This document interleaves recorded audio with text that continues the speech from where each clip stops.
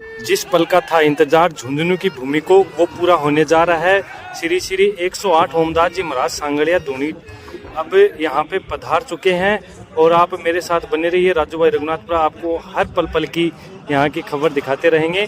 और बात करें कि आज मौसम थोड़ा बेमिजाज है, लेकिन कोई परवाह नहीं है इसकी, क्योंकि झुंझुनू है वो कभी झुकना नहीं जानता, इसलिए ये बात भी सत्य है। और ओमदास जी महाराज सुरेंद्र जी सैनी नवलगढ़ और प्रताप सिंह जी प्रकाश, मैं तीनों से अनुरोध करता हूं। श्रीमान आशु सिंह जी दास जी महाराज का अभिनंदन करने के लिए मंच पर आमंत्रित करूंगा।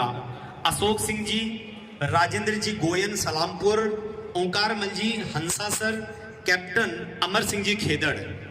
मैं फिर से नाम उच्चारित कर रहा हूं, आप सब लोग ध्यान देंगे। श्रीमान अशोक सिंह जी, राजेंद्र जी गोयन, हम सब के मध्य सांगलिया की उस आप्लावित धूनी के वर्तमान महंत और एक बड़े सामाजिक सरोकार को अपने मन में पीड़ा के रूप में प्राप्त करके एक नवीन संकल्पना को साकार करने के लिए ब्रह्मयोने नमोस्तुते, ब्रह्मयोने नमोस्तुते। लक्ष्मी बालाजी महाराज को प्रणाम, सांगलिया धूनी को प्रणाम, मंच पर विराजमान पूज्य सभी आदरणीय सम्माननीय अतिथियों संतों को प्रणाम। समक्ष विराजमान इस शेखावाटी धरा, इस वीर धरा से पधारे हुए आप सभी योद्धाओं को, वीरों को, राष्ट्र भक्तों को, धर्म प्रेमियों को, माता बहनों को सादर है स्मरण। जय गौ माता, जय गौ माता। बंधुओं में बैठे बैठे याद कर रहे हो कि कृष्ण भगवान को अवतार हुए 5000 वर्ष पहले। जरा कंस ने बेरो पड़े कि मेरी मौत है जगह धरती पर आ गई। मामू जी यहाँ कंस कृष्ण भगवान का मामू जी ने बेरो पड़े कि मेरी मौत आ गई। जना कंस है जो को सोचो कि मेरी मौत कौन सी है, भी मौत न सल्टाओ।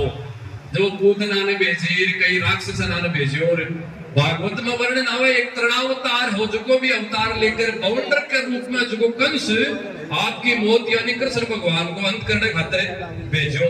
तो मैं यह सोच रहा हूँ कि वो सांगलिया धूनी से जो वो खतरनाक एक बाउंडर निकलेडो है ना धर्म विच्युत करने के लिए, भी बाउंडर ने अंत करने खातिर है, भी कंस रूपी राक्षस ने धर्म विरोधी विचारधारा ने अंत करने के लिए ओमदास जी के रूप में जो अवतार हुए है, भी अवतार ने और को कंस रूपी जो राक्षस असुरवती को जो है वो तैयार है, ये कोई दो राय को नहीं।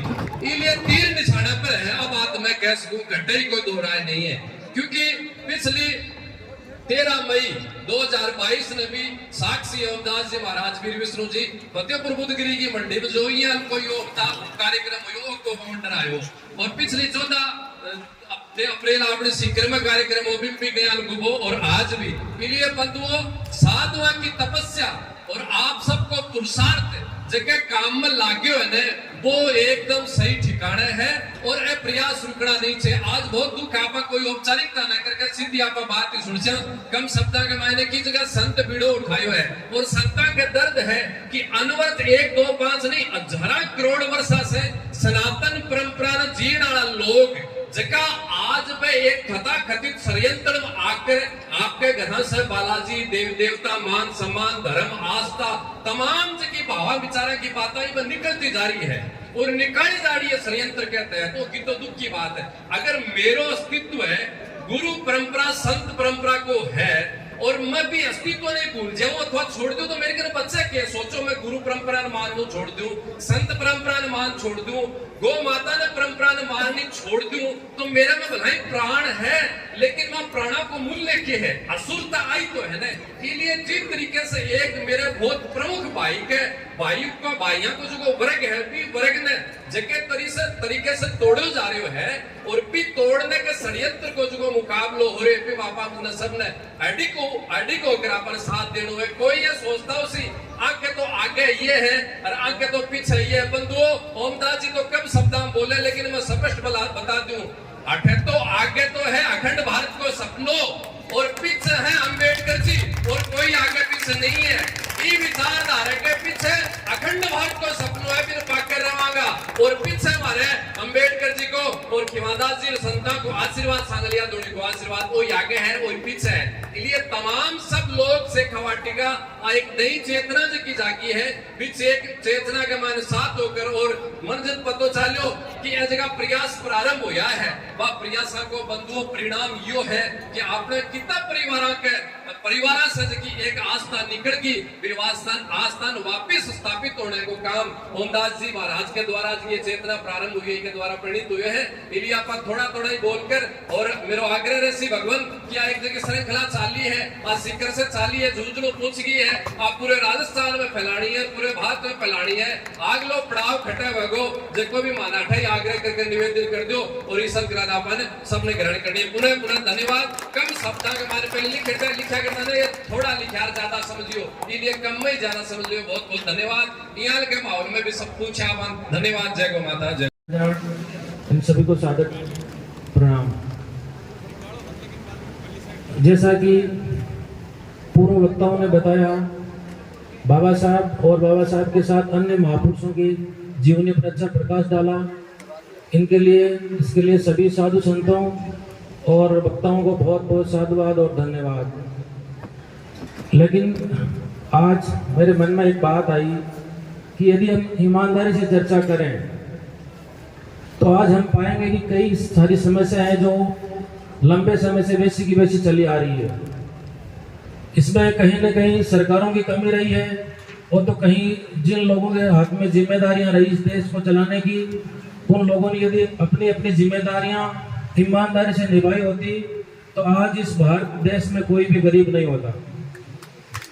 यदि शब्द गरीब और अमीर के बीच की जो खाई को मिलकर के मिटाया होता तो आज गांव के अंतिम छोर पे बसे किसी गरीब का टूटा हुआ छप्पर नहीं होता। आज हम सब संकल्प लेंगे कि एक दूसरे के साथ कभी भेदभाव नहीं करेंगे।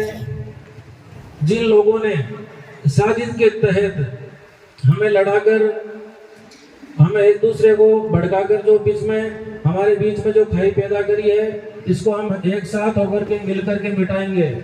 हो सकता है कई सारी समस्याओं का सामना हमें करना पड़े लेकिन हम डरेंगे नहीं, इस मिशन को आगे तक जरूर पहुंचाएंगे।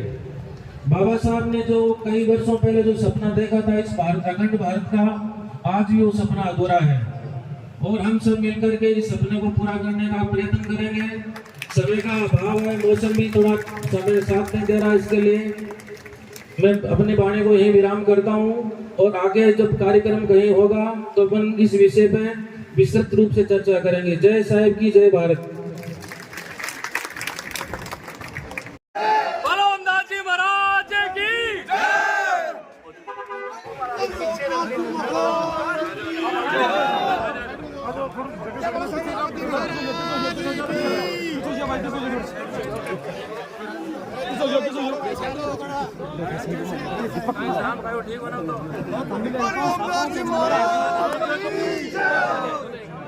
श्री संगलपति महाराज की